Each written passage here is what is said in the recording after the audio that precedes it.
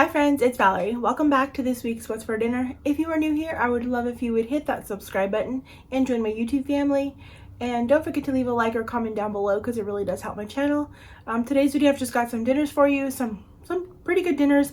My favorite of the week is going to be the chicken tetrazzini. Now, I've made chicken tetrazzini like many times using canned soup, things like that.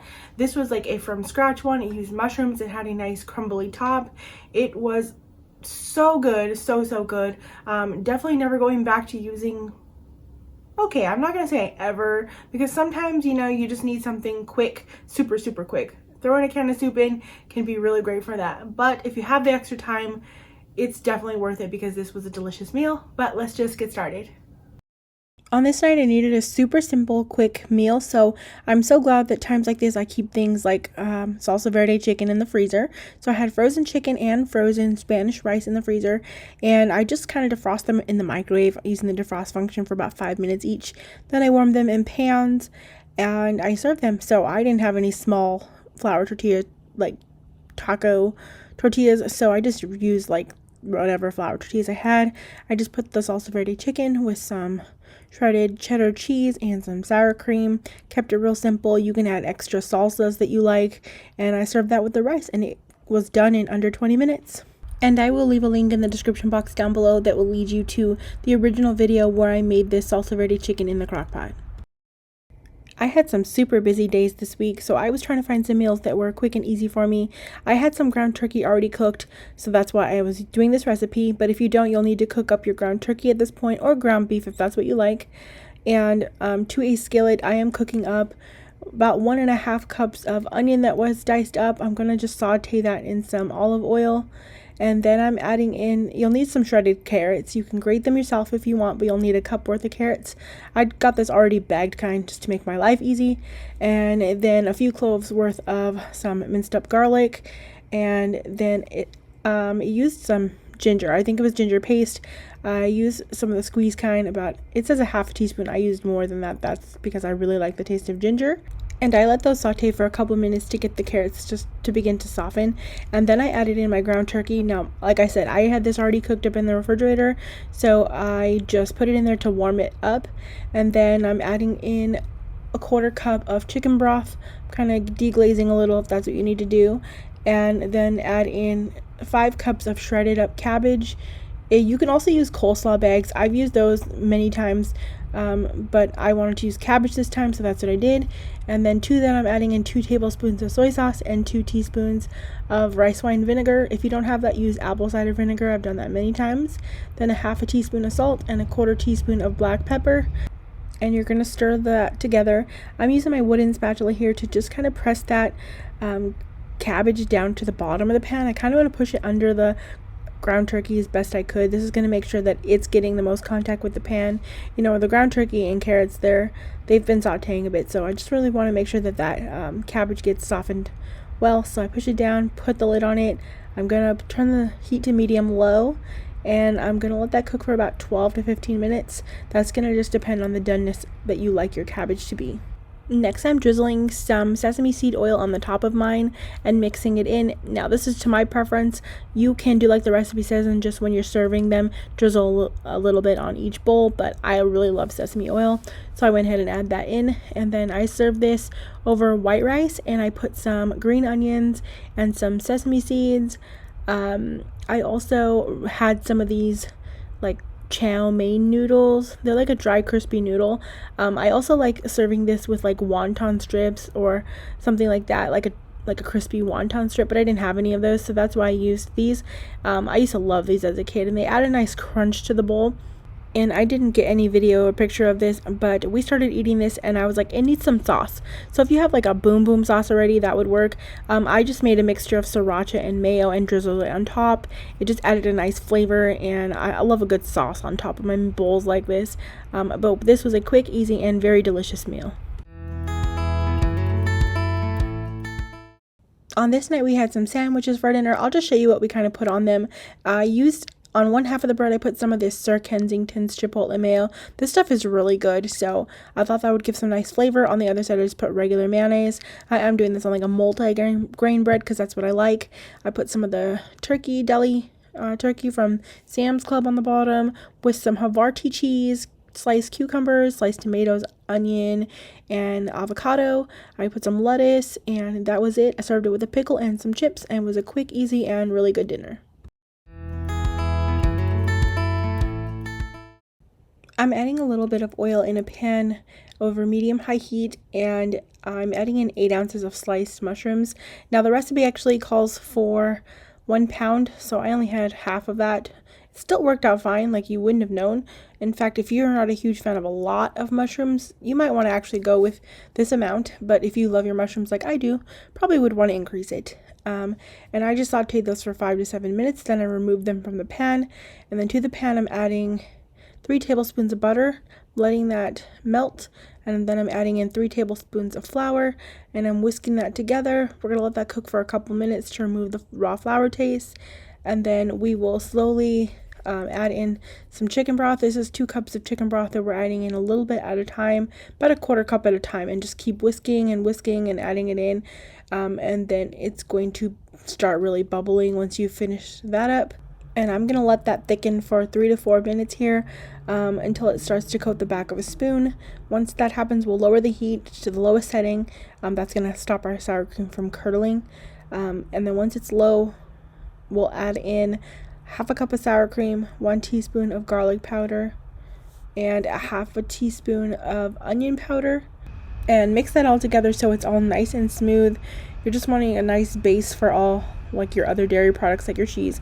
So just if you need to use a whisk, go ahead and do that. I'm just using the wooden spatula, and then once that was nice and smooth, I'm kind of streaming in 1 1/4 cups of heavy cream. Mine's actually half and half because I had some whole milk that I needed to use up, so I did that first and then I added heavy cream to it, and it basically made half and half. And then I'm whisking again to keep it nice and smooth. And then we're going to kick the heat up to medium high and allow that to thicken for a couple minutes, and then add in 1 cup of shredded white cheddar cheese. I did grate my cheese here because that is going to yield a smoother sauce that, just doesn't have that coated stuff that already bagged stuff has, so it will make a smoother sauce. And then just season that with some salt and pepper to taste. I like some nice coarse black pepper in that. And then add your mushrooms back into this pan. I gave it all a good stir again, and I tasted it. I want to make sure what it's going to taste like, if I need more salt, pepper. I needed more cheese, so I had this mozzarella provolone blend. I added in a hefty handful of that. I would recommend adding in a nice pull stringy cheese like that. It was a nice touch, nice addition, added good flavor, and just gave that more creamy cheesiness that I really wanted. So I did that. Then I'm adding in a pound of shredded chicken. I already had this chicken. This is what made me look for a recipe to use up shredded chicken in, and that's how I found this recipe, because I bought some chicken last week from Aldi and I hated it when it came to the consistency of how the texture was for just straight chicken breast. So I threw it all in the crock pot and I shredded it up, and you couldn't tell that way. So then this way I wasn't wasting it and it could still get used in some meals. Anyways, next I'm adding in 12 ounces of cooked linguine pasta. I made this to al dente since it will get warmed more in this pan as well as in the oven. So I cooked that up in some heavily salted water, and I'm adding that in, and then I'm just getting that coated in the sauce here. Make sure you're using a big pan to start off with so that you don't overfill it. And I'm just kind of tossing in that chicken and mushrooms. Next time I might stir the chicken into the cream sauce to kind of spread it out first, then add the pasta. I might make it a little bit easier to get that evenly mixed together. And once it's all mixed together, I put it in a 9x13 baking dish, which I'll show you in a minute. But now I'm working on the crumb topping. So in a bowl, I'm combining 3 tablespoons of melted butter with a 1/4 cup of grated Parmesan cheese and 1/2 cup of Italian breadcrumbs.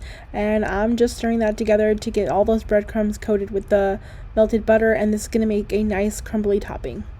Off camera, all I did was go ahead and grease a 9x13 baking dish. I poured all of that pasta mixture in the bottom evenly, made a nice layer, and then I'm pouring that crumbly mixture all over the top of that in a nice even layer. We're going to bake this at 350 degrees. It says on the recipe for 30 to 35 minutes. I checked it at 20 minutes. It was hot, bubbly. This was what it looked like at 20 minutes for me, so maybe just check it depending on your oven. Everything's cooked, so you don't really have to worry. You just want to keep it all warm and make sure that, you know, the crumble topping gets nice and crunchy. You really want that. This was absolutely amazing. We love this meal so much. It was so flavorful. I don't think I'll ever go back to using canned soups again when making this. If I have the time, it's really worth just putting in because of how just delicious it was, and definitely recommend that addition of cheese. And I just served this with a nice cool creamy Caesar salad on the side to complement it, and it was just fabulous. I'm starting this off by taking a gallon size Ziploc bag. To that I'm adding in 2 tablespoons of olive oil, and then I'm adding in 3 tablespoons of lime. I had juiced 1 lime and that only came out to 2 tablespoons. So I am adding another half of a lime here just to get that 3rd tablespoon. And then you'll need some chipotle peppers in adobo sauce. I like to cut it open and pull out the seeds. I don't like to leave the seeds. So I scrape off as much as I can. A few is not a big deal. And then I'm just going to dice that up really fine. And you'll need about a half a tablespoon to a tablespoon's worth of that. Add that into the bag as well. And then add in 1 teaspoon of adobo sauce from that same can into that. And 2 cloves of garlic. I'm using squeezed garlic, just about the equivalent of that. As well as 2 teaspoons of honey. And then apparently I missed the cumin in this, but the recipe does call for 3/4 teaspoon of cumin. I just forgot it. And then a half a teaspoon of kosher salt. I use pink Himalayan, and it says a 1/4 teaspoon of cayenne. I just sprinkled a little first just so I could taste this mixture. I just wanted to make sure it wasn't too hot for us. We're not huge fans of extremely hot, but it was fine, so I added in some more cayenne. Then I'm adding in a pound of cleaned up shrimp. I think the recipe recommends like jumbo shrimp. I think I just had large. Whatever you have will work. It's fine. And I just stirred them to get them coated in that marinade, and we're going to set them aside for 15 minutes. It says on the counter, so that's what I did. And then she makes, like, in the recipe, like a cilantro cream sauce, or links a recipe to a cilantro cream sauce. I didn't have cilantro, so to this mixer thing, I've just added in half a cup of sour cream. I had small avocados, so 2 small avocados. If you have a large, just do 1 large. I did about a half a teaspoon to a teaspoon of salt. To start off with half a teaspoon, just to make sure it's not too salty for you. And then I added in 1 jalapeno that I de-seeded. That jalapeno made this whole sauce taste super delicious. And I also added in another 3 tablespoons or so of that lime juice into that. Next, I'm adding about 2 teaspoons worth of olive oil into a large skillet over medium-high heat, and then I'm taking my shrimp with tongs and I started putting them in. It felt like it was going to take forever, so I thought, oh, I can pour them in and not get a lot of marinade in there. Boy, was I wrong. A bunch of marinade went in there, and that was not supposed to be the case, so I just kind of left it at first. I started cooking these for a couple minutes, and then I was kind of flipping them over, and I was like, oh, I need to remove some of this marinade. They were just kind of boiling in that. I weren't really getting any like deep, like seared color on them or anything because of that, but it's okay. Still worked out. But you're just gonna cook them for 3-4 minutes. Make sure they're pink all the way through. And I served these over white rice. Now, I did use some of the recommended toppings like corn and black beans. I added green onions. I sliced some cherry tomatoes into halves.